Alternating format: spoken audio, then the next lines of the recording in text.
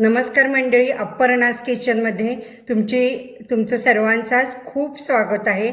आज आपण करत आहे टी टाईम मँगो केक बघा। आणि हा केक आहे रवा वापरून, म्हणजे अतिशय हेल्दी आहे, म्हणजे पौष्टिकही आहे आणि अतिशय सोप्या पद्धतीने पटकीने होणारा, कुकरमध्ये केलेला आहे। बघा किती सुरेख झालेला आहे, पीस दिसतोय। तर मँगो केक हा साधारण 4 दिवस तुमचा डब्यातही राहील। तर पहा आणि आवडला तर नक्की लाईकही करा। असं आपण मँगो रवा केक करण्यासाठी 1 कप रवा घेतलेला आहे। हा रेग्युलर रवा आहे। एक मोठी वाटी किंवा 1 कप घ्या आणि तो आपण मिक्सरला फिरवून घ्यायचा आहे। हा रवा आता बघा फिरवला आधी। आता यामध्ये आपण साखर घातली, ती आपण थोडी रव्यापेक्षा कमी, म्हणजे पाऊण कप घातली। इथे 1 टीस्पून बेकिंग पावडर, त्यानंतर सोडा लागतो। आपण एगलेस केक करणार आहे ना, मग सोडा हवाच, तर त्यासाठी आपल्याला अर्धा टीस्पून आपण सोडा घेतलेला आहे। म्हणजे 1 टीस्पून बेकिंग पावडर, अर्धा टीस्पून सोडा आणि साखर हे एकत्र करायचं। बारीक साखर असेल तर तुम्ही डायरेक्ट चाळून घेतलं तरी चालेल, मी हे मुद्दाम जाड साखर घेऊन दाखवलं। आपण केक करण्यासाठी हा टीन घेतलेला आहे ॲल्युमिनियमचा।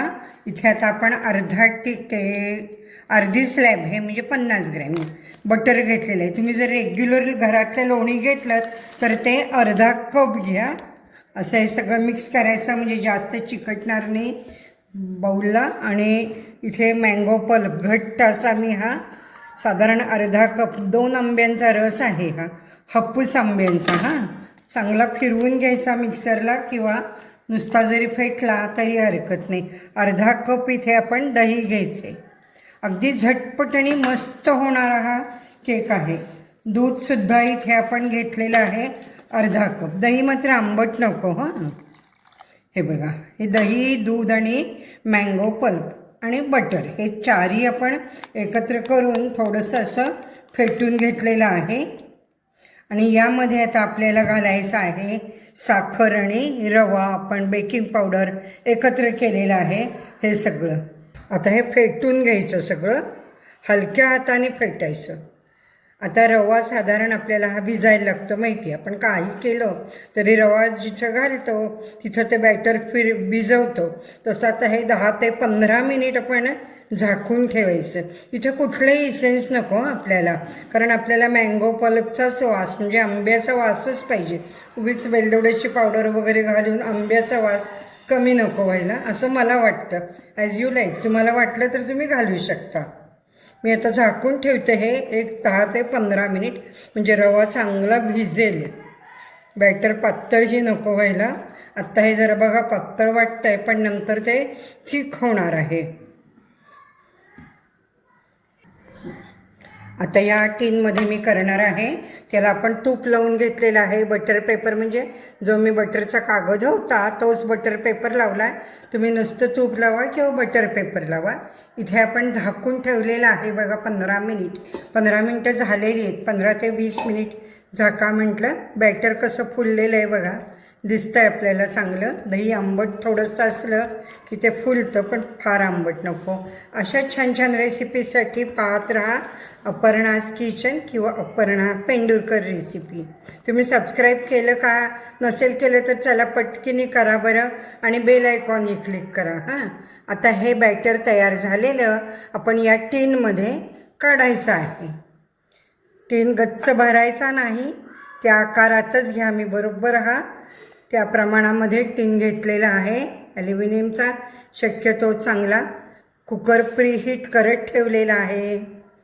आता इथे वरती तुम्ही ड्रायफ्रूट्स घालू शकता। आंब्याचा सीझन म्हटलं की आपल्या भरपूर रेसिपी असतात। माझे खूप प्रकार आहेत आपले व्हिडिओज, साखरंबा, लोणच्याचे प्रकार।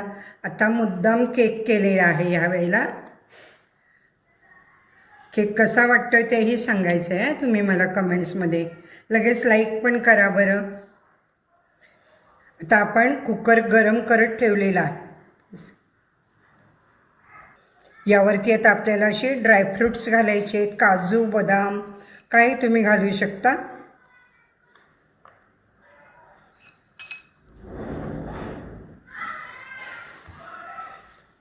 आता कुकर प्रीहीट केला आहे. हे बघा. हां,